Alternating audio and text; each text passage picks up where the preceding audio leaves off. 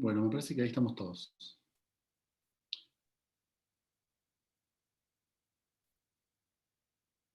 Así que les voy a proponer que vayamos arrancando. ¿Les parece bien? Vamos a poner estas que tenía por acá abiertas. Bueno, excelente. Bueno, antes que nada, gracias a todos. Espero que se me esté escuchando bien y que se vea bien. Yo en la imagen me veo bien. Díganme ustedes si se escucha, si está todo en orden.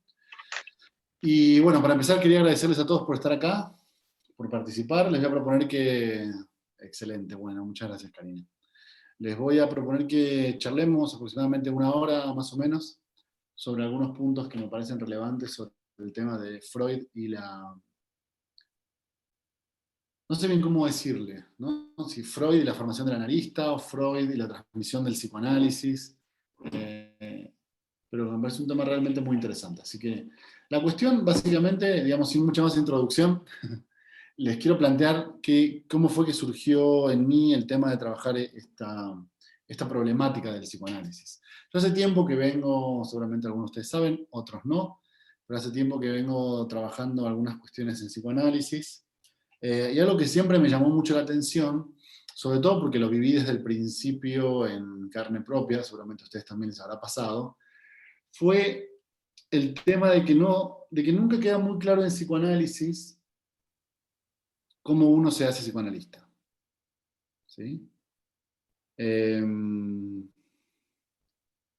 Obviamente eso ya nos llevaría también a problemas mucho más extensos, ¿no? Como qué es el psicoanálisis, qué es un psicoanalista, y bueno, un montón de cuestiones interesantes que también podemos analizar, pero hoy les voy a proponer cernir el problema a un problema que es el problema de la transmisión del psicoanálisis. Es decir, cómo alguien se hace psicoanalista, que implica en sí mismo el problema de cómo se enseña el psicoanálisis. Cómo se forma uno en psicoanálisis, quién te puede enseñar sobre psicoanálisis, cómo se aprende sobre psicoanálisis. Bueno, este es un problema que obviamente desde la perspectiva lacaniana explota a un nivel impresionante, ¿no? Casi al punto, les diría, de autores que dicen que no se puede enseñar el psicoanálisis, que no hay psicoanalistas, bueno, un montón de cosas que seguramente habrán escuchado, pero yo quería tratar de encapsular un poco el problema en su perspectiva original, ¿sí? Porque aún cuando sigue siendo para hoy, ciento y pico años después, para nosotros un problema el tema de la formación del analista, cómo se convierte en psicoanálisis, cómo enseñamos psicoanálisis y tal, ya era un problema desde la perspectiva de Freud, ¿sí? Ahora, lo que yo les voy a proponer, que hagamos hoy un poco brevemente, digamos, de alguna forma esta charla es una introducción al curso que vamos a hacer próximamente, así que hoy les voy a proponer que hagamos lo mismo, solo que de una forma mucho más acotada, y en el curso nos tomemos el tiempo de extendernos más en este tipo de cuestiones. Pero eh, les voy a proponer que tomemos distintos cortes de las propuestas de Freud para pensar este problema en distintos momentos de la obra de Freud, y además desde de distintas perspectivas que el propio Freud plantea. Me refiero específicamente, por ejemplo, al hecho de que, bueno, sin ir más lejos, no pierdan de vista que Freud llegó a un momento de su vida donde era el único psicoanalista que había en el planeta. Esa perspectiva es realmente interesante. Y entonces él empieza a plantear la lógica de cómo hacer que otros sean analistas también. ¿Sí? En esa cuestión empieza a haber un vaivén muy interesante que después les voy a explicar a qué me refiero, donde vemos a Freud avanzar y retroceder todo el tiempo en distintas perspectivas, ¿no? Pero, pero yo los dividí para la charla de hoy en 5 puntos que me gustaría que mencionáramos, que son, en un primer momento, el problema de psicoanálisis contra medicina. En un segundo momento, el problema de psicoanálisis contra la universidad. En un tercer momento, lo que podríamos llamar psicoanálisis contra psicoanálisis, ¿no? Después, la idea de consejos al médico y después la conclusión del análisis personal. ¿Sí? Esos son 5 momentos que me gustaría tocar hoy. No me quiero... hay un perrito ladrando, si le pueden mutear el micrófono al perrito, estaría buenísimo si nos concentramos todos. ¿Sí? Lo muteo. Ahí está, muchas gracias. Listo. El cuarto punto, les decía, entonces sería la perspectiva de consejos al médico propuesto en Freud, y después la idea del análisis personal como un punto concluyente. ¿Sí? Hoy voy a tratar de recorrer un poco las perspectivas de esos 5 puntos, y en el curso lo vamos a hacer más a profundidad con cada uno de los textos que yo creo que se pueden identificar, ¿no? Entonces, ¿a qué me refiero primero con psicoanálisis versus medicina? El primer problema que yo veo que se encuentra Freud en el desarrollo de su psicoanálisis es dar cuenta de que su método, si bien para él era un método médico, ¿no? Porque él proviene de la neurología, estudió medicina, atendía a pacientes por ser médico, ¿no? Rápidamente se empieza a dar cuenta que el psicoanálisis es un método que se diferencia bastante de los métodos tradicionales de la medicina. Me refiero incluso en su forma de intervención clínica, ¿sí? Entonces creo que Freud rápidamente se da cuenta de este primer problema. Es decir, ¿es el psicoanálisis parte de la medicina? De cierta forma sí, de cierta forma no, ¿sí? De cierta forma sí, en el sentido de que se crea en el ambiente de la medicina, sigue funcionando para él como parte de la medicina, él es médico, ¿sí? Todos los textos que escribe Freud, sobre todo en la gran primera mitad, vieron que Lacan divide a Freud en varias partes, ¿no? El Freud que le interesa a Lacan es el de 1914 para atrás. Yo llamaría ese la primera mitad de Freud, y después la segunda mitad. Sobre todo en la primera mitad, cada vez que Freud se refiere al analista, se refiere a él como el médico, ¿sí? Entonces, está constantemente este tema de la medicina, y toma su punto para mí más álgido en un texto que vamos a revisar, que es el de ¿pueden los legos ejercer el análisis? No sé si lo han leído o no, pero creo que es el gran punto de quiebre con la medicina, ¿no? Insisto, no porque como técnica terapéutica sea distinta o no pueda ser practicada por médicos, sino porque llega un momento donde todas las asociaciones psicoanalíticas del mundo, que ya para ese momento eran varias, las asociaciones psicoanalíticas también son una forma de responder el problema de cómo se enseña el psicoanálisis, ahora voy a hacer yo, empiezan a plantearse una cuestión, que es, ¿se puede ser otra cosa que médico para ser psicoanalista? ¿Sí? Es una pregunta interesante. En el texto de ¿pueden los legos ejercer el análisis? No quiero andar demasiado en él, pero les cuento más o menos para los que no tengan idea de qué va el texto. Resulta que hay un analista que practica el psicoanálisis, y entonces un paciente se suicida, ¿sí?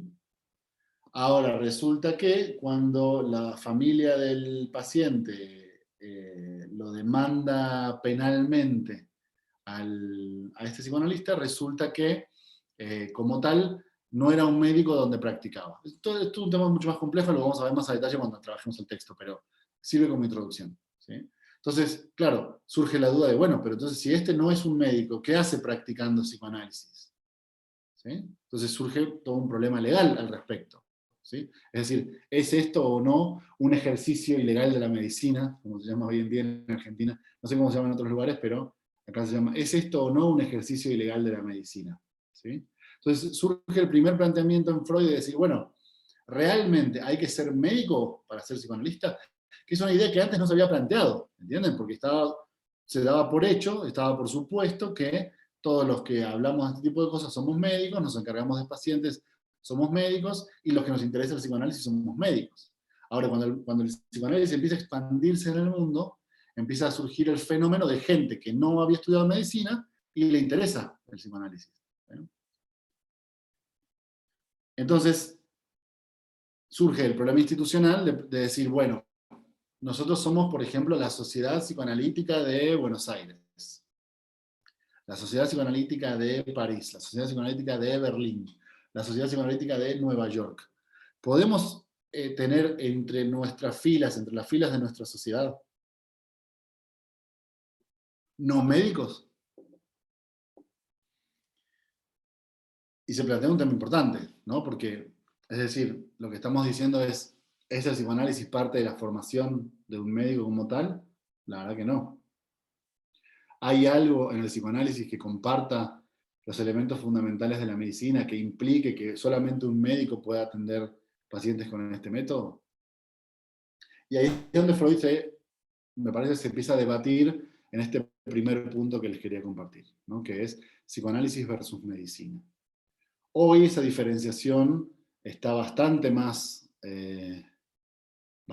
establecida. No sé cómo son en los otros países, pero en Argentina más o menos desde mediados de los 80, las sociedades psicoanalíticas ya admiten gente que no sea médico, por ejemplo, puede ser psicólogo. Antes uno tenía que hacer la formación en medicina, la formación en psiquiatría y después la formación en psicoanálisis.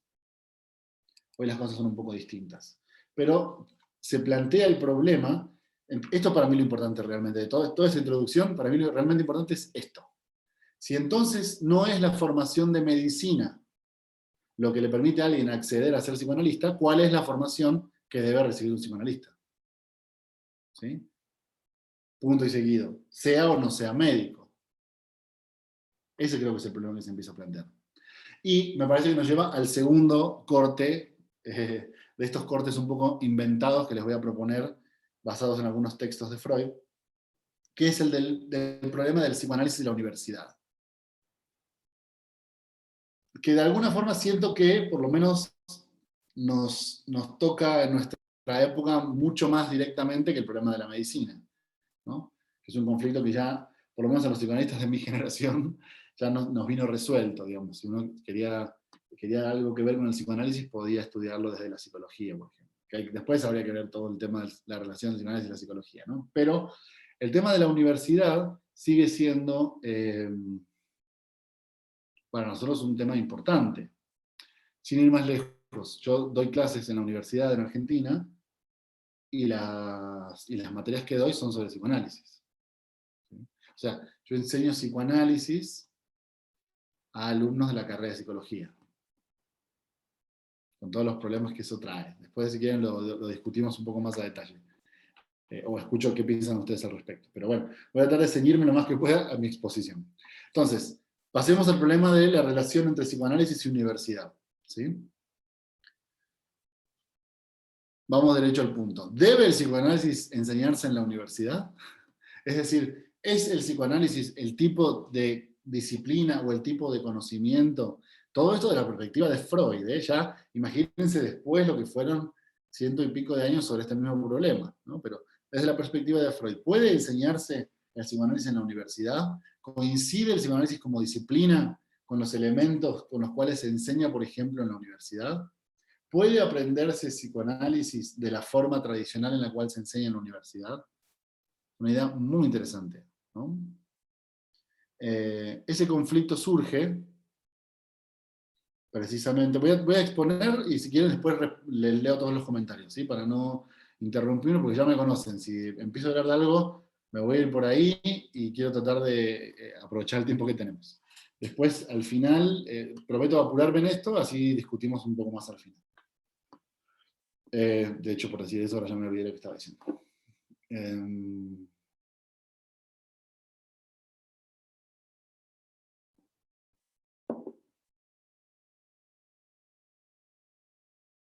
Bueno, no me acuerdo, pero ¿Puede el volviendo al tema, psicoanálisis, puede el psicoanálisis ser enseñado en la universidad con las herramientas eso que estás diciendo, con sí, las bueno, herramientas?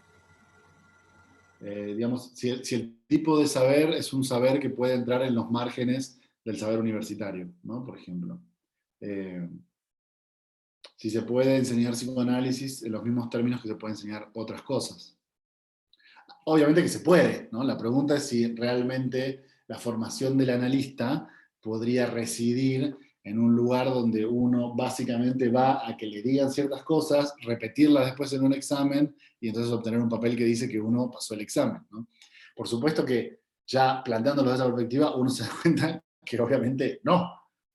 O sea, y como tal, por ende no existe el título de psicoanalista.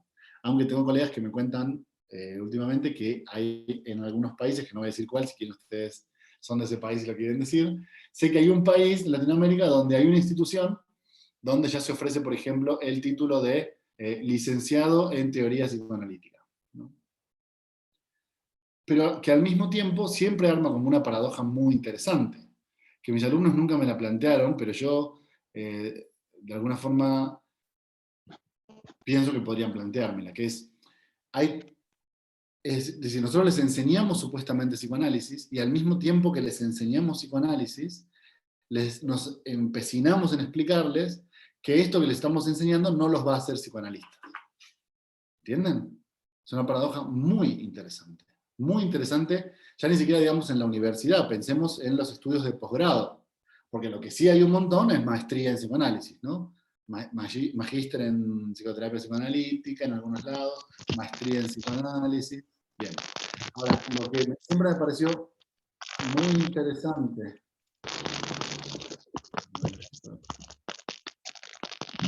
Hay un micrófono sonando ahí. Yo no soy el administrador. Les pido que bloqueen el micrófono para que no altere el ruido a los demás, a mí y a los demás. Porque ahora ya me olvidé de nuevo lo que estaba diciendo. ¿Ven? ¿Cuál es el problema de interrumpirme? Que después no logro retomar el... Sí, perfecto. María José, ¿me puedes ayudar? ¿Te acordás lo que estaba diciendo? Estaba diciendo yo me acordé lo que estaba diciendo. Sí. Lo que decía es que se arma una paradoja que a mí siempre me resultó sumamente interesante, que es, les armamos un programa de maestría psicoanalítica, ¿sí? Les enseñamos sobre psicoanálisis. Sobre todo, lo más importante, les cobramos la cuota mensual, y al mismo tiempo que hacemos todo eso, les planteamos que esto que les estamos enseñando no los va a hacer psicoanalistas, ¿sí? Ahí sí tenemos una diferencia, para mí la diferencia fundamental en el problema psicoanálisis universidad. Y es que el título habilitante que te entrega la universidad, en términos generales, en las otras disciplinas, en términos generales, no sé si en todas, pero en términos generales, te habilita a ejercer de aquello para lo cual estás licenciado. ¿Se entiende la idea de licenciado? Licenciado es que tenés una licencia, o sea que podés hacerlo, ¿sí? Podés dedicarte a esto. Yo como universidad te doy un título que te nombra licenciado para ejercer en este tipo de disciplinas. Bien, ahora lo interesante del psicoanálisis es que mientras podamos hacer todo eso, les aclaramos muy bien que ese título no te habilita como psicoanalista.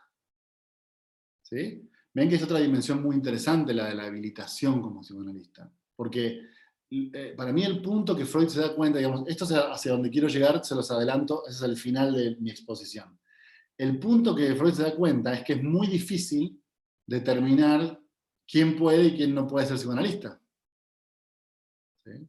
Porque rápidamente se da cuenta que se pierde la relación con la medicina, se pierde la relación con la universidad, se pierde la relación con el resto de los analistas, ¿no? Es decir, porque al fin y al cabo, tampoco, ¿qué otro analista, piensa en los 2 minutos, qué otro analista podría decirme si usted, Juan, ya está listo para ser analista?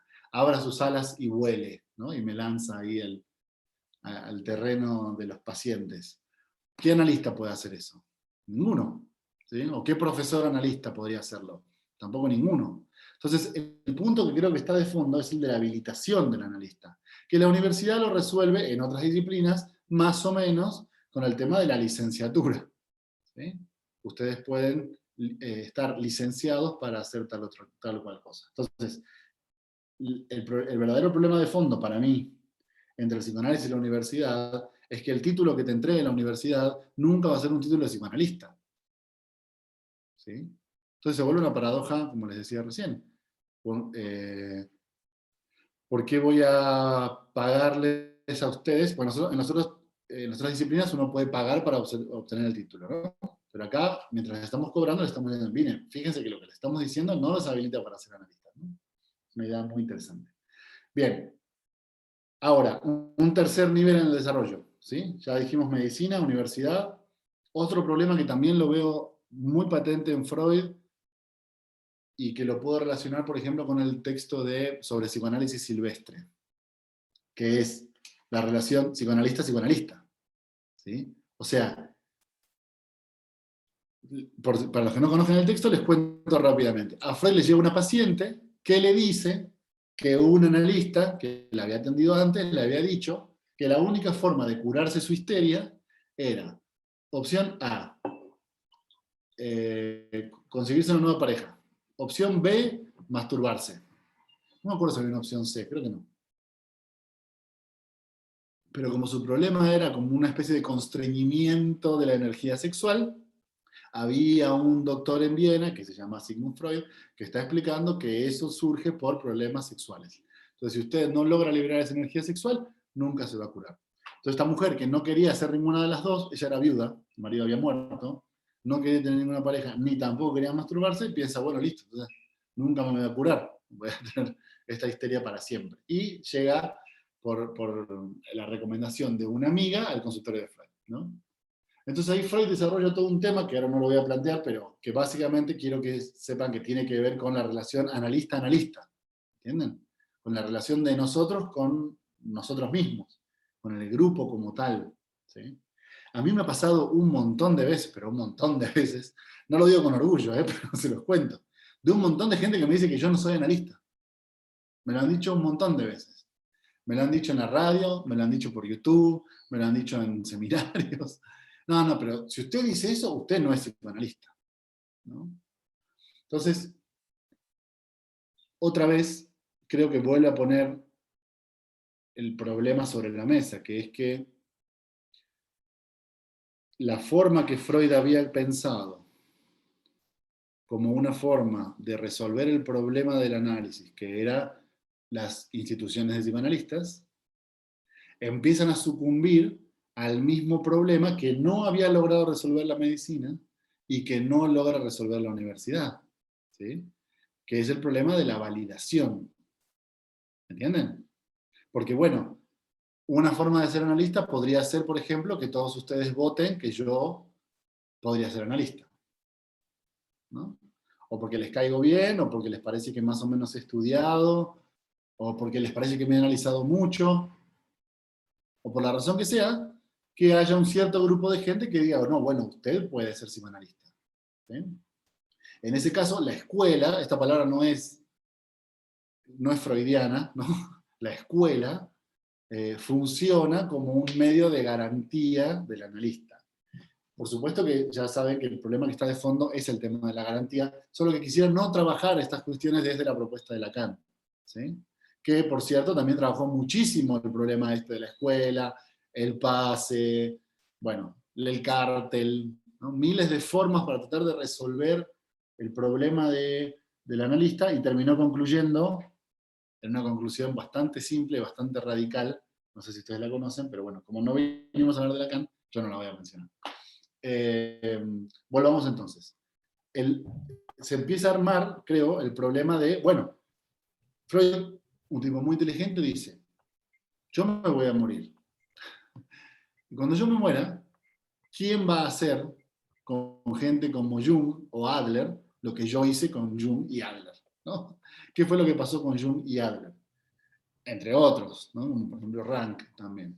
Bueno, hubo algo de cierta discrepancia teórica con respecto a la propuesta de Freud que les valió ser expulsados del movimiento psicoanalítico. ¿Sí? Pero ahí la cosa se resuelve de una forma bastante más neurótica, pero también más simple. ¿A qué me refiero? Es psicoanalista el que Freud dice que es psicoanalista, ¿no? Ahí la cosa es más sencilla. Es un poco más loca, es cierto, pero es más sencilla, ¿sí? Freud, yo tengo varias citas de Freud diciendo, este método lo inventé yo y yo digo que es el psicoanálisis, ¿no? Como cuando el chico que tiene la pelota va perdiendo y se la lleva y dice, no, esta es mi pelota, así que no juega nadie más. Entonces, con esa premisa, relativamente neurótica, pero bastante concreta, hubo gente que formaba parte del movimiento y a partir de cierto momento dejó de formar parte. ¿Por qué? Porque Freud consideró que ya no formaba parte más. ¿Sí? Los expulsó, los echó. Entre ellos mencionaba a Jung y a Adler. Entonces, me imagino al viejo Freud sentado pensando, bueno, cuando yo ya no esté en este mundo, ¿quién se va a encargar de cuidar la pureza de mi invento? ¿Entienden? ¿Quién se va a encargar de proteger lo freudiano del psicoanálisis? Y me parece que en ese afán de sostener lo freudiano del psicoanálisis es que se propone la creación de la Internacional. ¿Sí? la Asociación Internacional como una forma de resguardar, esto es cita textual de Freud, no lo estoy inventando, como una forma de resguardar el porvenir del psicoanálisis. Yo siento que cuando Freud dice forma de resguardar, es cuidarte, por ejemplo, de los psicoanalistas silvestres, ¿no? Es cuidarte de los místicos junguianos, es cuidarte de los adlerianos que proponen otros complejos que no sean solamente el de Edipo, ¿sí? Lo que tiempo después se llamaría las desviaciones. Yo creo que Freud pensó claramente en el tema de las desviaciones y creo que la escuela surge como una forma, la escuela, perdón, lo dije mal, la escuela, eso vino después. La internacional, la Asociación Internacional de Psicoanálisis surge como una forma de mantener el espíritu freudiano. ¿Y cuál es el espíritu freudiano? Expulsar al que piensa distinto, ¿sí? No estoy haciendo ninguna valoración, no estoy haciendo ningún juicio de valor, solo estoy diciendo que creo que ese es el objetivo. Ahora, muerto el rey, viva el rey. Se empezó a generar este mismo problema, ¿entienden? Entonces, cuando perdimos la figura de autoridad, que al menos nos indicaba cuál era el camino, entonces ahora resulta que quién va a expulsar a quién. ¿Entienden cuál es el problema? Entonces, yo creo que acá hay como dos cuestiones. Por un lado, la internacional siguió funcionando en este espíritu freudiano, ¿sí? O sea, hubo varios casos de gente que fue excomulgada, ¿sí? Entre aquellos ya saben a quién me refiero, ¿no? Pero entre muchos otros, no fue el único. Quizás seguramente fue el más célebre, pero no el único, ¿sí? Y por otro lado, se empieza a armar el tema de que, como cuando las asociaciones, además de pertenecer a la internacional, tienen sus organizaciones locales, empiezan a surgir figuras de autoridad y se empiezan a ver, como siempre, lógicas de poder dentro de la institución. Entonces surge lo que hoy en día conocemos como vacas sagradas, ¿sí? O sea, un tipo o una mujer que lleva 70 años practicando el psicoanálisis, es una eminencia, y entonces desde arriba más o menos organiza el esquema de quién puede acceder o no a ser psicoanalista, ¿sí? La clave es que, me parece a mí, creo yo que es la clave para este problema, que es que todas las expulsiones lo que dan cuenta es que en realidad ese sistema tampoco sirve para validar quién es y quién no es psicoanalista. Para lo que empezó a servir es para validar quién está o no dentro de la institución. ¿Se entiende? Pero empezó a surgir la posibilidad de ser psicoanalista por fuera de la institución.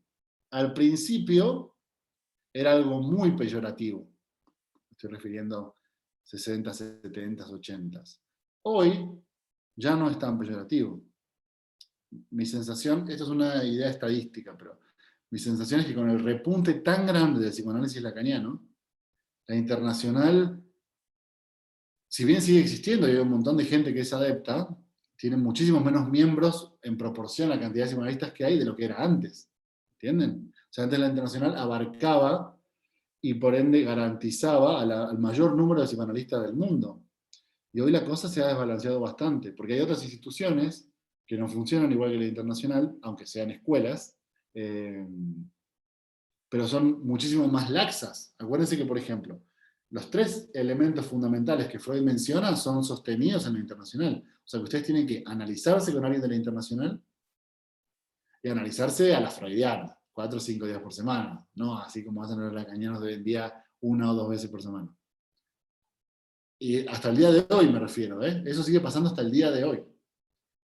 Estudiar en la internacional, o sea, ser parte de los seminarios, cursos y demás, que en algunos países incluso funciona como una especie de maestría también, ¿eh? Es como una especie de maestría los primeros años y después siguen estudiando y supervisar con alguien de la internacional. ¿Sí? Esos 3 elementos la fue haciendo perder territorio frente a otras ofertas de escuelas que eran bastante menos laxas. Con estudiar ahí y pagar la cuota era suficiente. ¿Sí? Entonces, bueno, no quiero andar demasiado más en ese tema. La perspectiva de Freud, más a detalle, me la guardo un poco, pero quiero que noten el tercer elemento, que es psicoanalistas versus psicoanalistas, ¿sí? O sea, psicoanálisis versus psicoanálisis. Y ahí tenemos el famoso insulto, este que yo les decía al principio. Yo lo recibí muchas veces, no sé cuántas veces lo hayan recibido ustedes, pero usted no es psicoanalista. Esto no es psicoanálisis. Eso no es el psicoanálisis. Eso no podría ser psicoanálisis. ¿Entienden el espíritu? El espíritu es, hay algo que sí es y algo que no es. Generalmente lo que es psicoanálisis es lo que yo digo que es psicoanálisis, y tu postura, que es distinta, no es psicoanálisis. ¿Sí?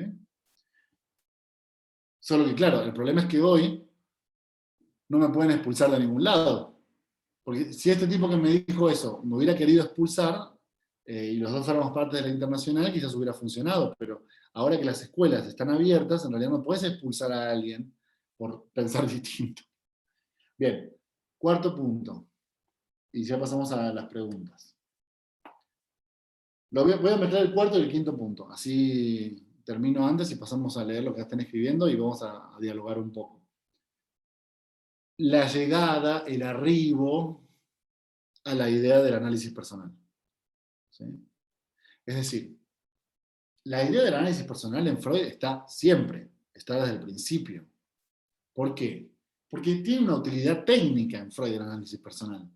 Hoy es una cuestión como moral, ¿no? Seguramente habrán visto que es una cuestión moral. El que más se analiza es mejor. Es como tiene la sangre más azul, ¿no? Si llevas más años del análisis, sos más psicoanalista. O si te analizaste con Miller, o con Alouche, o con Colette Soler, sos más psicoanalista, ¿no? Es un tema como de superioridad moral. Pero originalmente era un tema de utilización técnica. Y voy a explicarles rápidamente por qué. El psicoanálisis tal y como lo concibe Freud, que no es el único ni el mejor, pero está especificado en la teoría de Freud, es un psicoanálisis en el cual el analista utiliza como herramienta de escucha primordial su inconsciente. Si esto que estoy diciendo no se entiende, déjenmelo en las preguntas y ahora lo charlamos. Pero por ahora hago como que todos entendemos esa idea. La herramienta de escucha primordial del analista es su inconsciente. Entonces la propuesta de Freud es muy inteligente. Dice, a ver, si en este analista hay puntos neuróticos relativamente graves, esos puntos neuróticos relativamente graves le van a impedir escuchar alguna de las cosas que está asociando el paciente. Entonces dice Freud, si nosotros le pedimos al paciente que diga todo lo que le venga a la mente, sería realmente un desperdicio que después la censura la generara el mismo analista con su inconsciente, ¿entienden? Con su incapacidad de observar, su incapacidad de escuchar. Es la idea de Freud del punto ciego, ¿sí? O de la mancha. También hay otra metáfora muy buena en Freud, que ahora no me acuerdo el nombre, alguien si puede que se acuerde o que me diga, que a veces uno, cuando tiene algo en el ojo, genera una manchita de cosas que no puede ver. Mácula creo que se llama. Bueno, no me acuerdo, pero la metáfora... ¿Escotoma? Escotoma. Muchas gracias, escotoma. Exactamente, gracias. Y Freud utiliza esa metáfora también para decir, si hay puntos, si la neurosis del analista es muy fuerte y hay puntos que no puede observar, puntos ciegos, como dice Paula, quedará por fuera algo que el paciente está diciendo, pero es el analista el que no puede observar. ¿Sí? Cita textual de Freud. Entonces podemos requerirle a un analista una purificación analítica. Así lo dice el gran viejo Freud. ¿Qué significa una purificación analítica? Pasar por el tratamiento para tratar de eliminar la mayor cantidad de escotomas, la mayor cantidad de puntos ciegos neuróticos. Porque otra vez, es una tontera pedirle al otro que venza sus resistencias y después se tenga que encontrar con la resistencia del analista. ¿Sí? Entonces, un analista bien analizado es mejor analista porque la herramienta que tiene está más afinada. Esa era la idea inicial. ¿Sí? Bien, por eso digo que el análisis personal está desde el principio en la propuesta de Freud. Ahora bien, yo creo que en un segundo momento se vuelve una forma de... Bueno, a ver qué piensan ustedes de esta idea, pero yo te las tiro y la pensamos juntos. Se vuelve una forma de más o menos saber qué está pasando por ahí. ¿Entienden? No pierdan de vista que si ustedes se analizan, ustedes intentan entrar a la internacional. ¿Sí? Y entonces, se analizan con alguien de ahí, supervisan con alguien de ahí y estudian ahí, lo más probable es que alguien le pregunte a ese analista, che, ¿qué pensás de Pepito? ¿Vos qué decís? ¿Lo admitimos, no lo admitimos? ¿Cómo lo ves? ¿Cómo va ese Edipo? ¿Cómo van esas represiones? ¿Se entiende la idea? El mismo Lowenstein, analista de la Internacional que le tocó analizar a Lacan, paréntesis, pobre hombre, cierra paréntesis, él mismo sugiere que Lacan no sea aceptado. Él mismo lo sugiere. ¿Sí? O sea, cuando le preguntan, dicen, no, no es buena idea. No es buena idea, y entre paréntesis no estaba tan equivocado, ¿no? Pensando en el sentido de la conservación del espíritu freudiano. Quizás no estaba tan errado, porque fíjense el nivel de desviación que metió el tipo a la teoría. Entonces, resumo, no me quiero ir demasiado extenso, lo que les quiero decir es esto. Algo que en un primer momento surge con una intención técnica muy clara, muy precisa y muy interesante, se termina convirtiendo también en un filtro de elección de analistas. ¿Sí? Es decir, la idea es que no esté demasiado loco, ni demasiado desviado, ni nos vaya a generar demasiados problemas. ¿Sí? Se vuelve entonces también una forma en la cual se vende esta cuestión, se vence, perdón, esta cuestión de psicoanalista versus psicoanalista. ¿Sí? Entonces, el análisis personal empieza a funcionar, creo, ahora sí, como les decía, como lo conocemos en la actualidad, como un filtro moral. ¿Sí? Es decir, si bien por otro lado es cierto que es un problema inexistente, o sea, no es un verdadero problema, porque nadie que nosotros conozcamos no ha hecho análisis, ¿sí? Igual pensaríamos muy mal de alguien que sin haber hecho análisis se ponga a atender pacientes, ¿entienden?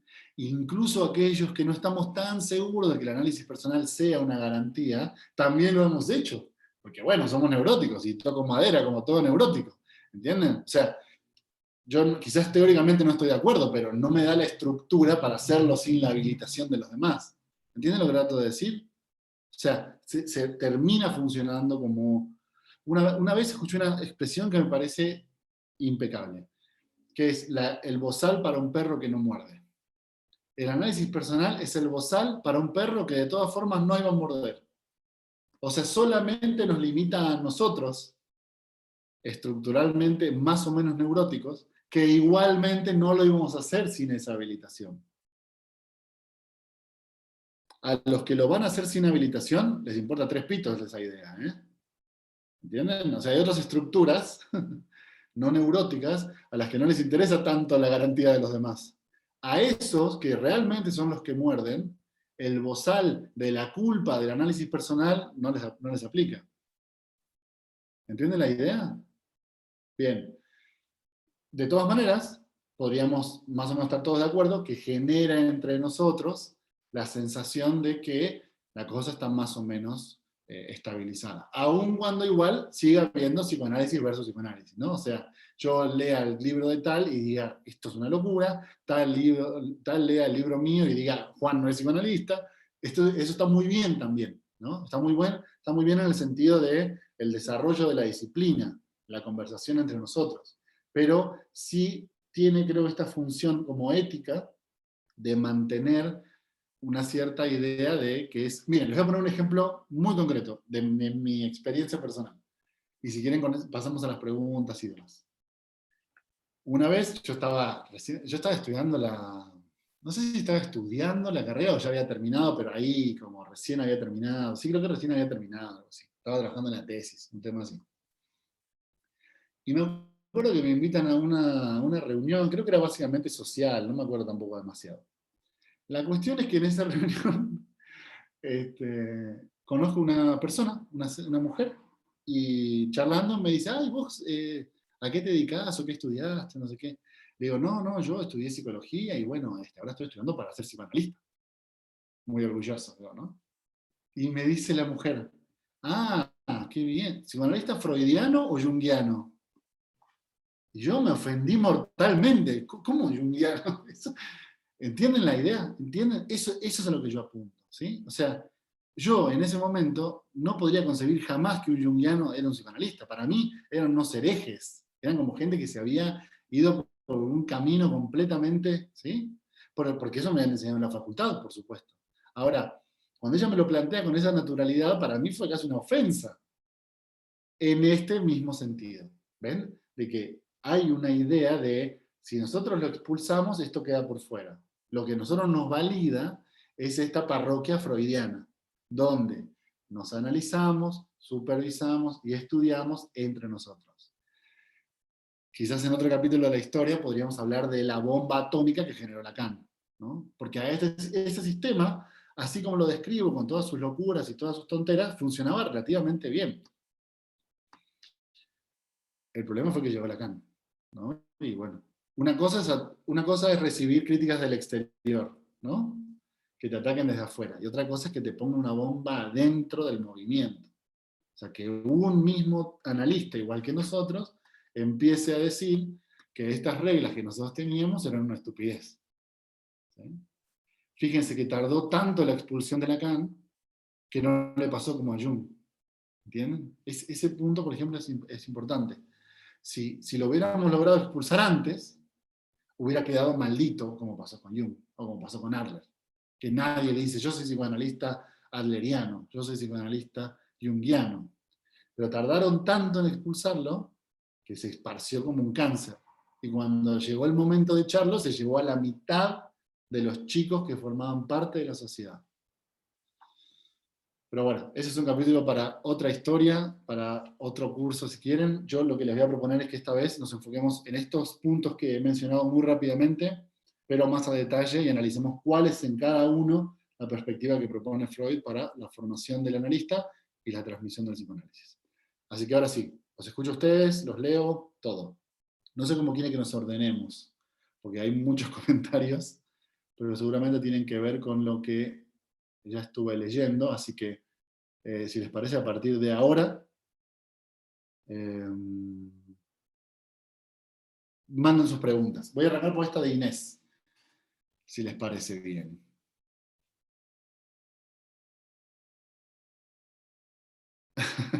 Se están poniendo picantes en los comentarios. Me encantan sus comentarios picantes. Bueno, esperen. Voy entonces al primero a lo de Inés. Dice Inés, entonces, ¿vos pensás que el análisis personal no es imprescindible para devenir analista? Más allá de cómo fue y es utilizado por las escuelas psicoanalíticas. Yo, a ver, te diría dos cosas, porque no quiero esquivar la pregunta, quiero realmente responder.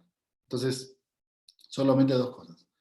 La primera, yo no creo, o sea, que uno aprenda a ser analista en el diván, me parece falso. Me parece tanto como decir que yo, como viajé muchas veces en avión, como viajé 50 veces en avión, si el día de mañana me das un avión, lo puedo pilotear. No, no es lo mismo viajar como pasajero, aunque sean 300.000 veces, que como piloto, ¿no? Para mí son situaciones muy asimétricas y para mí el lugar del analista y el lugar del paciente son dos lugares muy asimétricos. Así que la idea de que un analista se hace en el diván, no estoy para nada de acuerdo con eso, Inés. Segundo punto. El punto que sí me parece sumamente interesante del análisis, y todavía no he encontrado otra forma de acceder a él que no sea el análisis, es que no puedo concebir que haya un analista que logre ser analista sin darse cuenta de la castración del otro.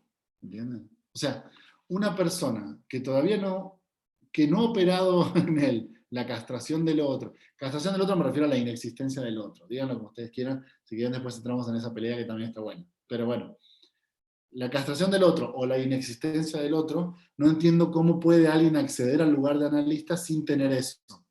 Y todavía no descubro otra forma de acceder a eso que no sea el análisis. Entonces, mi respuesta es, no creo que uno se haga analista en el diván, eso me parece una tontera, ¿no? Porque yo tengo un paciente panadero de hace 25 años y hace 25 años que viene. Y si lo pones en el diván, en el sillón, no vas a saber qué hacer. No, es una tontera por donde lo mires. Ahora, no he encontrado una práctica tan efectiva para dar cuenta de la inexistencia del otro como el psicoanálisis. Entonces nada, te dejo eso ahí y haz lo que puedas. Después Gabriela dice Lacan, el hereje, sí, exactamente. Sigo, Miguel dice, las escuelas de moda con sus seminarios de desambiguar a Lacan del lacanismo ya rayan en lo irrisorio, planteando que si no comulgas con ellos no entiendes a Lacan. Sí, obvio. Bueno, pero es que Lacan explicaba esto, y Lacan lo trabaja con la idea de revolución. ¿Sí? Él dice, el problema de la revolución es que es dar toda una vuelta para volver al mismo lugar. Entonces, si imagínate que vos y yo estamos hartos del dictador de turno, y entonces nos juntamos todas las 130 personas que hay en esta charla y decimos, bueno, listo, agarremos las armas y vamos a eliminar a ese dictador. Y armamos una revolución, y lo matamos. Al día siguiente, ¿qué crees que va a pasar? Y uno de nosotros se va a convertir en el nuevo dictador. Es lógico, funciona así, ha pasado 1 millón de veces, en psicoanálisis y en otros ámbitos también.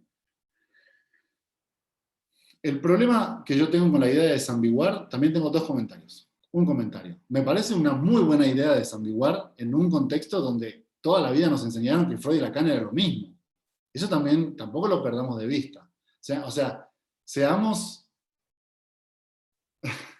¿cómo decirlo? O sea, seamos coherentes cuando critiquemos, ¿no? Toda la vida nos dijeron, Lacan dice lo mismo que Freud. Lacan dice lo mismo que Freud. El objeto A de Lacan es la pulsión en Freud. Literalmente, a mí en la facultad me decían eso. Literalmente. En ese contexto, la idea de desambiguar me parece interesante, disruptiva. Segundo comentario. Es imposible desambiguar a Lacan de Freud. Es imposible. No se puede desambiguar a ningún autor de su predecesor, porque cada autor crea a su predecesor, como decía Borges, ¿no? Cada autor funda a sus predecesores. Entonces, yo estudié con kleinianos, ¿sí? Entonces yo leí un Freud, voy a decirlo así. Cuando después empecé a estudiar a Lacan y volví a leer a Freud, era otro autor. Entonces, ¿por qué es imposible la desambiguación? Porque el Freud de Lacan es creación de Lacan. Entonces con Lacan, una vez que tenés a Lacan en la mente, volvés a leer a Freud, y es la creación. O sea, Freud es la creación de Lacan. ¿Sí? Por eso la desambiguación es imposible. Punto y seguido. Ahora, en un ámbito donde la confusión era tan grande, estaba buena la idea. Que terminó donde terminan todos, y sí, obvio, terminó donde termina todo el mundo. Porque es muy difícil bajarse del pedestal cuando todo el mundo te aplaude. ¿Entienden? Cuando todo el mundo te empuja. Lacan lo decía, la masa quiere líderes. Y Lacan trató un montón de veces de eliminar el problema del líder.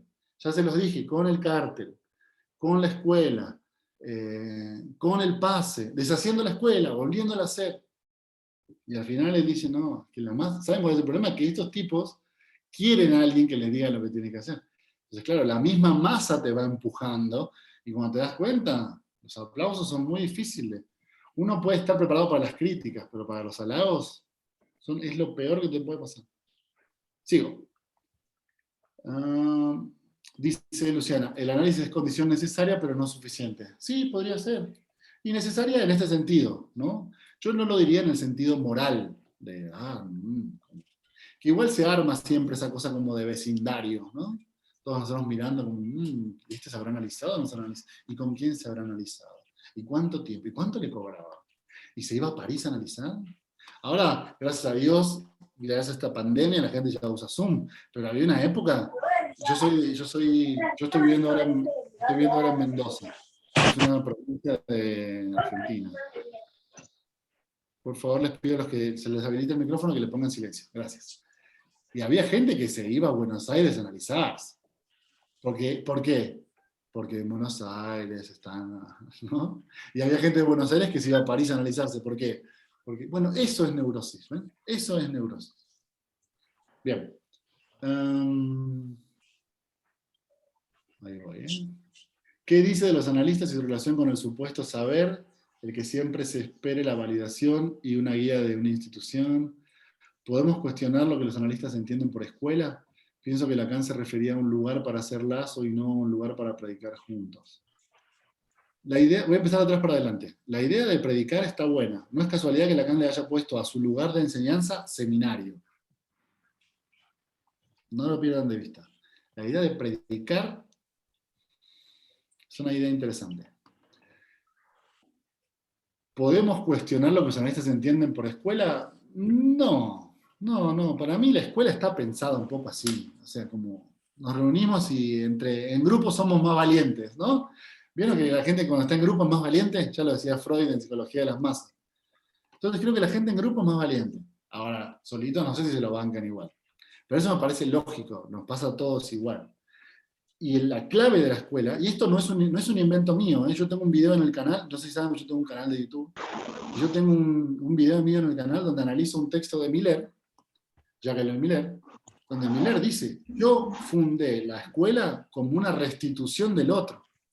Te lo dice así, o sea, Miller lo que tiene es que le importa todo tres pitos. ¿Vieron cuando uno se hace bien, ya ganaste 10 a 0? Uy, me dio un ruido ahí está. ¿Viste cuando ya ganaste 10 a 0, ya tenés 70 años, no te importa nada, le ganaste a todos por goleada, sos el yerno de Lacan, ya no le importa nada? Entonces el tipo te lo dice, te dice, sí, yo restituí al otro en la escuela. Entonces la respuesta a tu pregunta es precisamente es así. O sea, la relación del sujeto supuesto a saber es la escuela, es el lugar de fundamentación, de fundamentar la suposición de saber. Esa es la función que tiene, al menos la de Oli. Las demás, también. Bueno, sigo. Antonella dice, decís que no crees que alguien se haga analista en el diván, pero eso supondría que vos sabés lo que es ser analista, ¿no? Claro, obvio, sí. Sí, en el sentido de que yo tengo una idea de lo que creo que es ser analista y tengo la idea de que esa idea es la mejor. Pero es como todo el mundo siempre trata sus opiniones, ¿no? Uno toma su opinión creyendo que es la mejor opinión. La única razón por la cual uno cree eso es que porque es de uno. ¿Sí? Pero sí, obviamente, no significa que no haya otras opiniones. De hecho, la opinión muchísimo más generalizada es que sí hace falta analizarse, ¿no? Isaías, el hecho de aprender teoría psicoanalítica en la universidad no resulta suficiente para formarse como analista. Resulta contradictorio que sean tantas materias relacionadas con ese tipo de saber. Sí, está bueno. A mí me hace acordar mucho a Freud. ¿Vieron cuando Freud dice, yo nunca me guié por la teoría, yo siempre me guié por la práctica. Así que ustedes no se guíen por la teoría, guíense por la práctica. Pero te lo dice en un libro. Es buenísimo, porque se llama una paradoja. Si le haces caso a Freud, no le estás haciendo caso a Freud. Y si le desobedeces a Freud, le estás haciendo caso a Freud. Se arma una paradoja ahí muy interesante. En vez de revolución, propone la subversión. Exactamente. Eso es lo que dice María José, es lo que propone Lacan, en cambio de la idea de revolución. Jung. Dice Victoria, supongo son varias cuestiones las que hacen que alguien devenga analista. Formación teórica, fundamentalmente que sea crítica y no adoctrine. Uy, estaría buenísimo, ¿eh? Eso ya es un montón. Eso ya es un montón. Análisis, supervisión, ¿qué más? Sí, no, eso. A ver, tampoco, ¿saben cuál es el problema? Me parece que hay como una fantasía neurótica de que ser analista es llegar a algún lugar. Y acá cuando le preguntan, ¿qué es ser analista? El tipo dice, llevar a cabo un psicoanálisis. Claro, pasa que con esa respuesta a nosotros los puristas del análisis nos duele, nos molesta. Nos parece que hasta casi una falta de respeto. Pero el tipo está siendo muy claro. ¿Quién es un analista? El que dirige un análisis. Entonces, si el día de mañana, pero prepárense este ejemplo porque es lo que sé que les va a doler. Si el día de mañana Pepito monta su consultorio y recibe un paciente y empieza a llevar a cabo un análisis, ¿es analista? Sí. ¿Esta definición de Lacan? Sí. El problema es que no hay otra forma de resolverlo, ¿eh? No es que no haya una mejor forma de resolverlo. Cuando Lacan dice, bueno, dije que no iba a decirlo y lo estoy diciendo. He fracasado. Bueno, cuando Lacan dice, un analista se valida a sí mismo, no es que sea la mejor forma, es que es la única, porque todas las demás terminan siendo insuficientes. Entonces, lamentable, lo voy a decir así, no lo digo en broma, lo digo en serio, lamentablemente terminamos ahí. Lamentablemente terminamos en que al fin y al cabo, porque el psicoanálisis, a diferencia de otras disciplinas, cuando ustedes cierran la puerta del consultorio, ya está, ¿entienden? O sea, está el paciente y ustedes. Y listo. A menos que hagan algo muy tremendo y los vayan a denunciar por eso, en términos generales ustedes pueden pasar toda su vida haciendo eso y nunca nadie se va a enterar. Sí, decime, María José.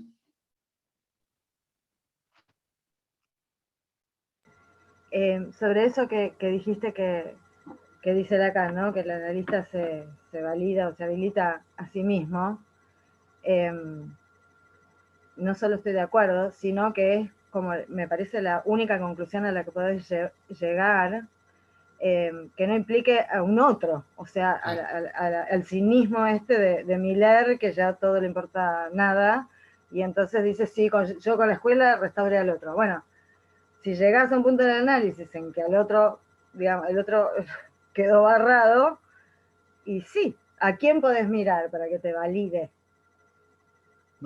O sea, o te autorizás vos o no. ¿No? Sí, o no, exactamente. Esas son las dos posiciones. Y después quedan los otros, ¿no? Pero relegados a lugares de pares. O sea, exacto. yo te puedo decir, che, mirá, María José, me pasó esto con un paciente, ¿qué te parece? ¿Qué opinás de esto? ¿No? O puedo supervisar y decir, bueno, a ver, alguno de ustedes que yo confíe, mira, te cuento un poco lo que me pasó en la sesión, vos decime qué te parece. Pero, digamos, o sea, ¿qué te parece? Significa dame tu opinión, nada más. Vos no sos nadie para decirme a mí que yo no soy analista, ni yo no soy nadie para decírtelo a vos. Entonces, para mí, está, en realidad, en Lacan, está todo estrictamente asociado. Cuando vos llegás a la conclusión, por eso el fin de análisis es interesante en ese sentido, ¿no? O sea, vos llegás a la conclusión de que el otro no existe, y entonces decís, bueno, quizás yo puedo atender. Voy a estudiar, voy a hacer tal y voy a atender. Pero sé que no va a haber nadie que me diga, bueno, a partir de hoy, Juan, mucho gusto, bienvenido, usted ya es miembro. Sé que esa dinámica no está más. Bien. Dice Mariela, perdón, está metiendo un ruido de micrófono. Cuando Mariela... No. Y aparte, yo no sé por qué no tengo... ¿Dónde está el señor Big Data? Señor Big Data, si está por ahí, ayúdenme a bloquear esos ruidos. ¿Puedo intervenir un minuto, Juan? Sí, claro. Adelante, Mónica. Puede ser Mónica. Sí, sí. Mónica, sí, voy a darle video para que se me vea, perdón. Yo te digo, porque a mí me tocó dirigir 2 veces un colegio de psicólogos, yo viví muchos años en el interior. En ese lugar, si vos no estabas matriculado, tenías que tener el título colgado, había una cantidad de especificaciones para que funcionara el consultorio, y si no te lo cerraban, o sea, había denuncias y todo, o sea, no es que cualquiera podía ser psicólogo. Vos, para atender tenías que o ser médico psiquiatra o ser psicólogo.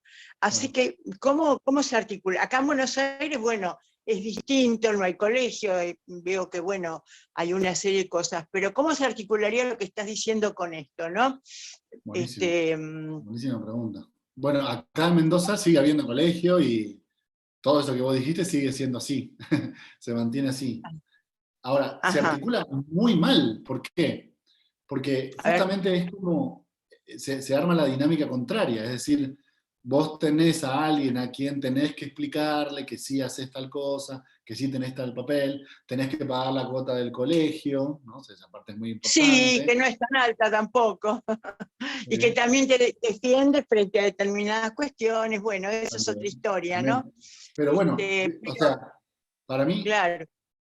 Para mí el punto es que, por ejemplo, eso después localmente hay que verlo en cada lugar. Acá en Argentina, por ejemplo, si no sos psicólogo o médico, no podés practicar el psicoanálisis, en teoría, digamos. Claro, por eso te digo. Vos no estás acuerdo con eso, Juan, eso es lo que yo quería ir al punto ese. ¿Con qué estarías de acuerdo vos? Porque si no hay un mínimo, yo le llamo así, a la universidad digo es la trituradora. Bueno, por lo menos vos acreditás que durante 4 o 5 años pasaste por la trituradora, que rendiste determinadas materias, que hiciste determinados aprendizajes, que coexististe con otras personas que hablaban de las mismas cosas, digamos, ¿no? La falta de eso, para mí ya es una falta, por ejemplo, ¿no? Significativa con respecto a la... Y sí, porque alguien puede decir, yo me formé con, no sé, yo puedo decir cualquier cosa de mí. Otra cosa es que lo tenga que acreditar, ¿no? Claro, me autorizo a mí misma, digo, yo soy una capa, una genia, voy, abro, atiendo, ¿entendés? Pero puedo estar haciendo... pero eso, por eso, yo no estoy de acuerdo, por eso quería saber qué pensás vos. Yo te digo lo que yo pienso, por las cosas que he visto también, ¿no? Claro, sí. Yo pienso exactamente lo mismo, o sea, creo que ese es el gran riesgo de todo esto, que es que, bueno, si realmente cada uno se autoriza a sí mismo, entonces podemos tener que el de al lado un día decida poner su consultorio de angeloterapia y flores de Bach y no sé qué, y lo ponga. Y vidas pasadas, y lo ponga. Sí, ¿no? exacto. Sí, y está pasando. Está pasando.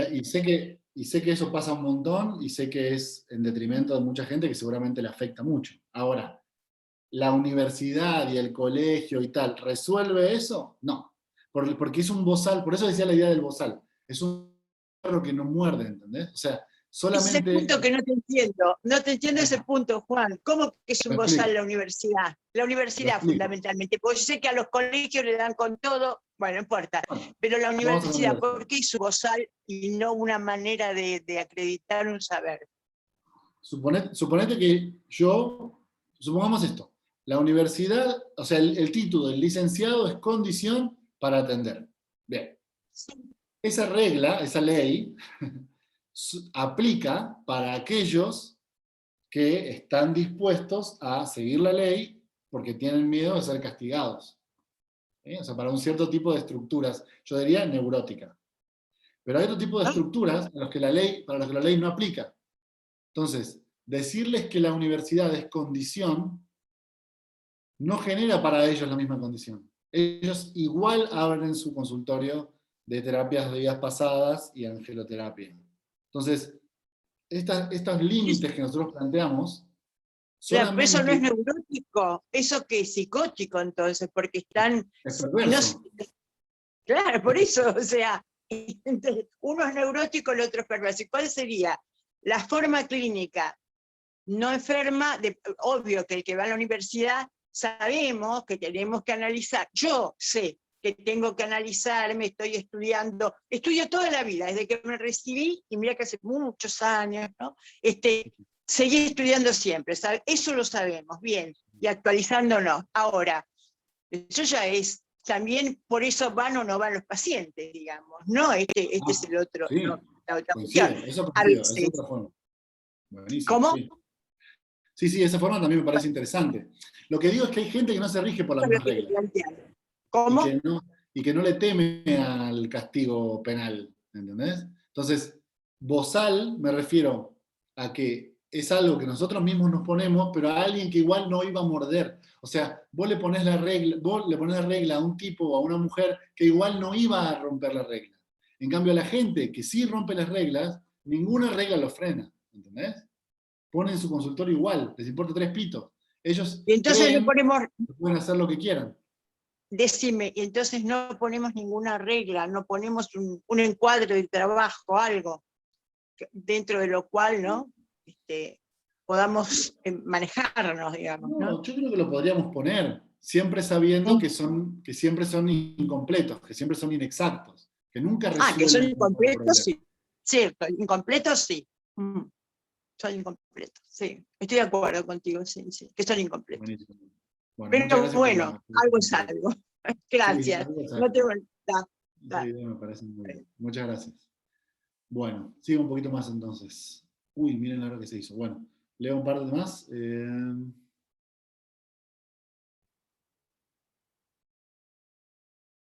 Están muy buenos los comentarios, ¿sí? Los comentarios que son comentarios los estoy leyendo nada más, pero no los leo en voz alta. Los pueden leer ustedes también.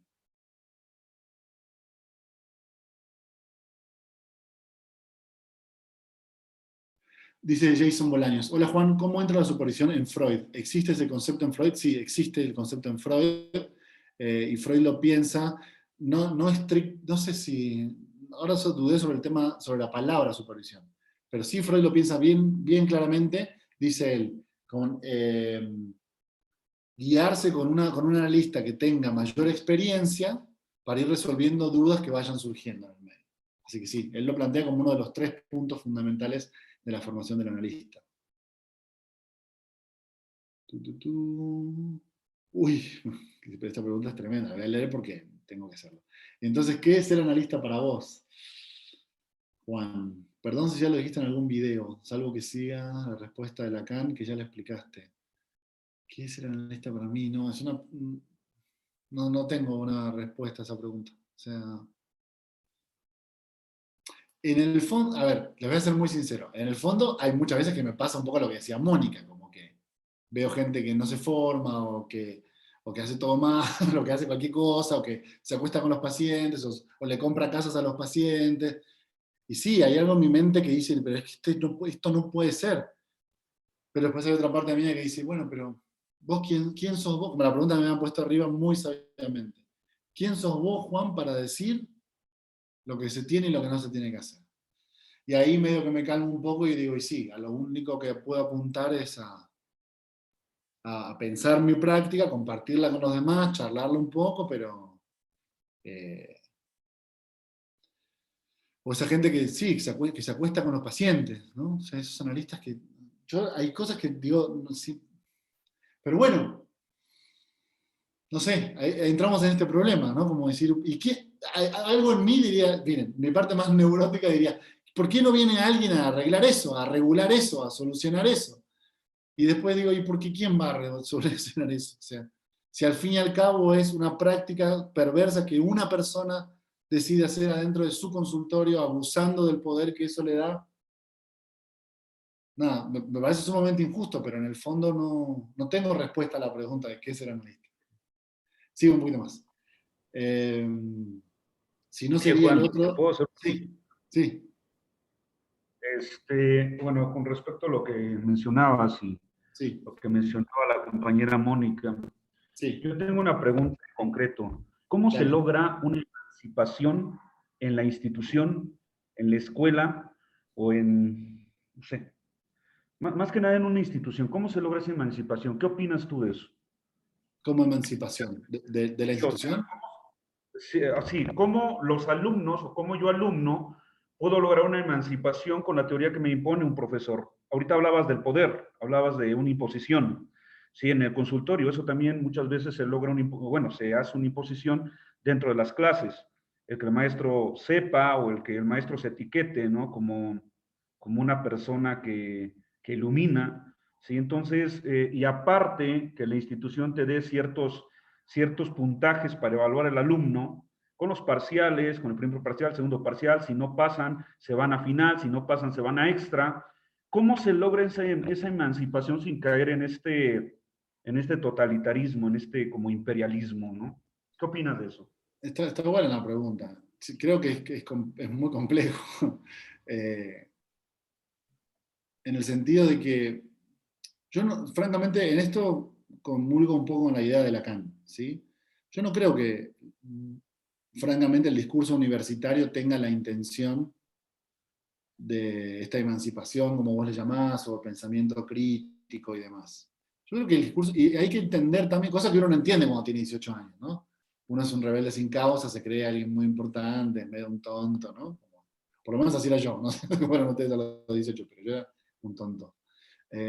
Ahora, lo interesante es que uno rivaliza un poco con ese discurso, quizás no entendiendo muy bien qué son las lógicas de ese discurso.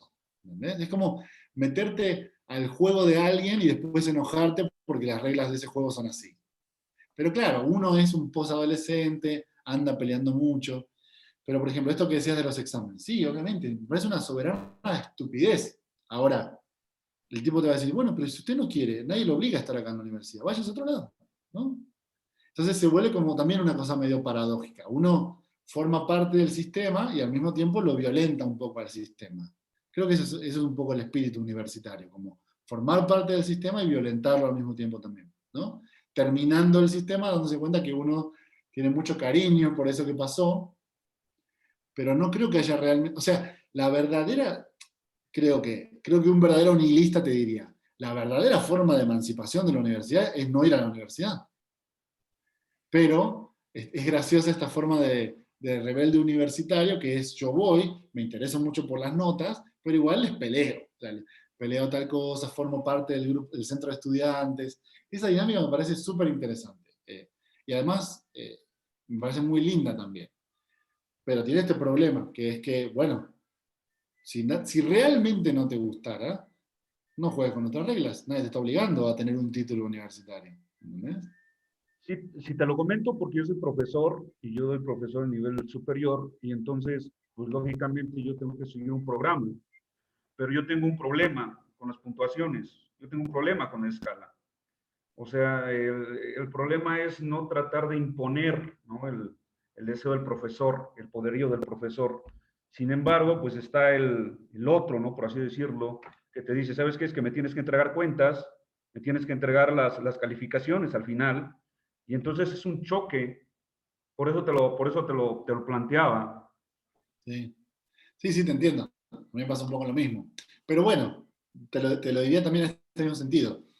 Si estamos ahí, jugamos con esas reglas. Aun cuando para nosotros no sean tan importantes esas reglas, hay momentos donde uno hace como que sí, ¿no? O sea, yo creo que tenemos la posibilidad frente al grupo de plantear unas cosas y después frente a otro que nos dice, bueno, pero yo necesito una calificación, le damos la calificación como ellos quieren, ¿no? Entendiendo qué cosas son importantes y cuáles no. Pero Gracias. bueno, muchas gracias por el comentario. Bueno, leo un par más. Miren, ahora me van a matar los de Big Data, también la hora que se hizo. Bueno, esta es la pregunta de Francisco, que ya la charlamos. Muchas gracias, José, por tu comentario. Agostina dice algo preciso, que es el Colegio de Psicólogos habilita a ser psicólogo, no psicoanalista. Exactamente.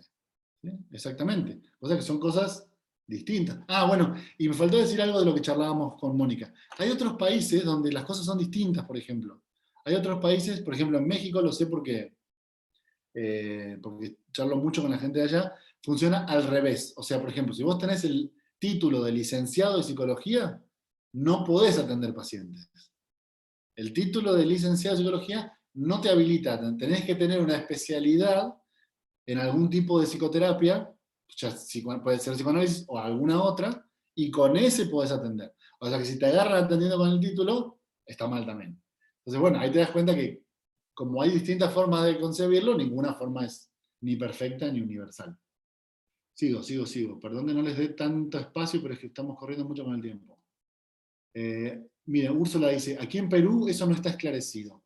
Hay personas de otras profesiones en la escuela que van más allá de aprender la teoría y luego inician sus prácticas de psicoanálisis y ya está. Interesante. Bueno, Miller, que estudió filosofía, cuando viene a Buenos Aires a atender, técnicamente está rompiendo la ley. Así que si alguien lo quiere denunciar y que lo lleven a la cárcel, podría hacernos un bien. Lo digo de broma. Sigo. Estados Unidos y Canadá siguen trabajando con los modelos de validación. Solo la escuela lacaniana trabaja desde la autovalidación. ¿Ven? Por ejemplo, la internacional en eso es... Bueno, otra vez, la internacional en México es muy fuerte. La Asociación Psicoanalítica Mexicana es muy fuerte y sigue funcionando con los mismos cánones que decíamos de la internacional. Y si vos en un trabajo se te ocurre meter algo de Lacan, te dices, sí, como teoría está muy bien, pero esa práctica no es psicoanálisis. Así, Así. Lo cual también te explica la complejidad de la situación. Que es que porque a nosotros nos guste Lacan, no significa que a todo el mundo le guste Lacan. Es una idea interesante también.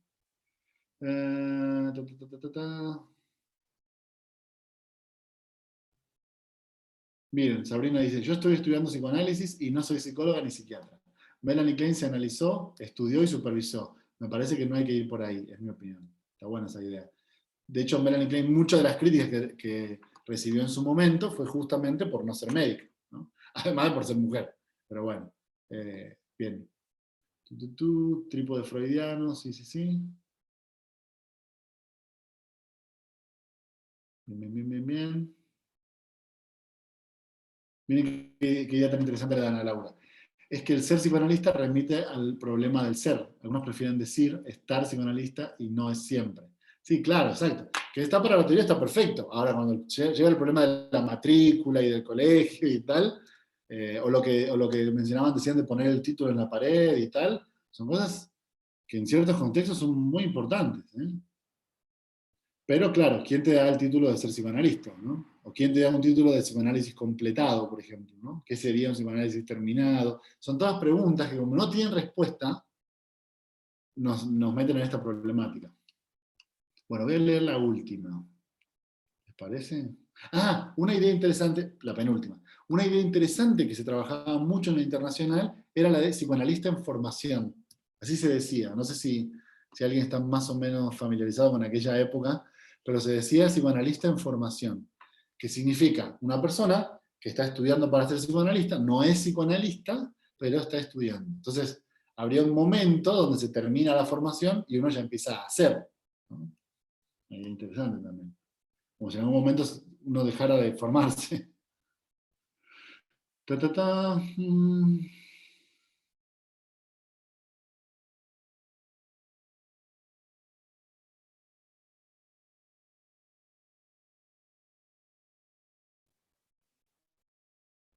Esto, un poco lo que dice Cristian acá, es interesante porque coincide con lo que planteaba Mónica. ¿Se puede decir que nadie regula lo que hacen los psicoanalistas? ¿Se puede hacer cualquier cosa dentro del consultorio? Les recomiendo un documental muy bueno que se llama Le Mur, El Muro, que es una crítica de una periodista francesa a los psicoanalistas franceses que trabajaban con autismo. Es duro el documental, ¿sí? Nos pega un golpe duro, pero es interesante para ver esto. O sea, nosotros podemos atender pacientes autistas y hacer lo que nosotros creemos que hay que hacer. O sea, es buena, igual el cuestionamiento es bueno. La cuestión es cómo lo podemos resolver. Bien, ya sé con qué voy a terminar. Con esto que pregunta Mariela. Escuchen, ¿y qué pasa con esto de la atención virtual de pacientes de otros países? Con respecto a lo legal, ¿qué rige allí? Es buenísimo. El otro día me escribe una persona y me dice, Juan, tengo una duda. Yo soy una psicóloga argentina, tengo mi matrícula, soy de Buenos Aires, pero me contactó un paciente de Panamá. Lo quiero atender. Yo sé que vos atendés online y tal. ¿Cómo hago en el tema de la matrícula? Y claro, yo le dije, bueno, es que ahí hay un problema, porque, o sea, ¿qué regulación? Supongan, yo la verdad es que no sé cómo es la regulación en Panamá, pero supongan que en Panamá hay otra regulación. Tomamos el ejemplo de México, que lo conocemos. Argentina y México, ¿no? Esta persona es licenciada en psicología y va a atender a un paciente que vive, ella está en Argentina y el paciente está en México. ¿Qué hay? ¿Sí? O peor, o mejor, una pregunta más interesante, ¿dónde se lleva a cabo ese análisis? ¿Dónde se lleva a cabo? ¿Sí? Ahí está el punto, Juan. Te cuento otra cosa. Por ejemplo, donde el colegio de psicólogos que yo me tocó administrar por 2 periodos, si vos no residías en la provincia no podías atender. Vos tenías que fijar residencia. Claro, hay toda una serie de cosas que están. Y después, si vos vas a trabajar, por ejemplo, por obras sociales, si no tenés título de psicólogo, no podés trabajar. Así de simple. ¿Viste? Vos podés ser pedagogo, no sé, otorrinolaringólogo, lo que quieras, pero tenés que ser licenciado en psicología. Acá en la Argentina es así, digamos. Y en la carrera se estudia muchísimo psicoanálisis. Hoy con la línea lacaniana, en la época en que yo estudié, más con la línea freudiana y kleiniana también. Que acordemos que Klein fue excelente, digamos, con los casos clínicos. Vos tenías los casos clínicos de Melanie Klein, eran muy interesantes para trabajar en la línea. Bueno, uno tiene un montón de herramientas, pero ese montón de herramientas vos las conseguís en algún lugar que es, en este caso, la Facultad de Psicología. En este caso, ¿no?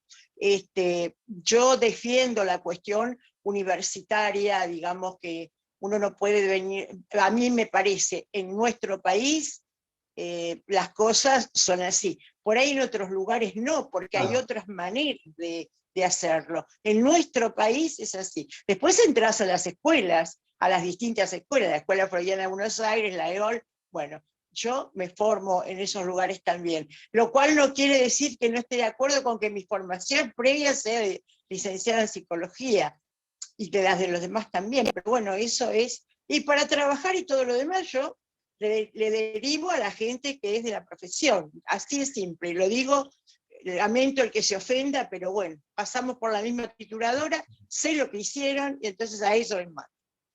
¿Listo? Perfecto, está muy bien. Está muy bien, está muy bien. Porque al fin y al cabo se trata de un poco de eso, ¿no? De tomar posición. Porque sí podemos pensarlo y analizarlo un montón, pero al fin y al cabo se trata de tomar posición. Bueno, si quieren, cierro con... Ahí pasaron el documental del muro, así que ahí está el link, si lo quieren ver. Muchas gracias a quien lo mandó. Leo este mensaje de Patricio y cerramos por ahí, si les parece. Dice Patricio, el punto más en común que escucho en el mundo psicoanalítico es la crítica a todo lo que se asevera. Cualquier afirmación es rebatida con el eso no es psicoanálisis. Y pocas veces se termina escuchando qué es lo que sí es, ¿no? Más allá de las distintas posturas, creo que lo que más desorienta es la falta de afirmaciones sumadas a la fuerte crítica a lo que supuestamente no es psicoanálisis, que deja instalado el temor a caer fuera del psicoanálisis. Coincido completamente, ¿no? Porque justo lo que decíamos recién con Mónica, me parece que de lo que se trata finalmente es de tomar una postura. Cuando uno toma una postura, sabe que esa postura no es la única, pero es la que uno elige. Y esa que uno elige, hay que poder plantearla. Y hay que enfrentarse a ese temor precisamente que planteaba Patricio, de que cada vez que alguien afirma algo dentro del psicoanálisis, sale alguien a decirle que eso no es psicoanálisis. Así que bueno, Sí. yo les agradezco mucho, disculpen la extensión, me pasé un poco del tiempo, esto lo vamos a trabajar mucho más a detalle en el curso que vamos a arrancar, pero les quiero agradecer muchísimo a todos por haberse sumado tantos y tanto tiempo, y les agradezco mucho su atención. Que anden muy bien y nos vemos Gracias, la próxima. Juan. ¿Sí? Que estén bien todos. Muchas gracias. Gracias a ustedes.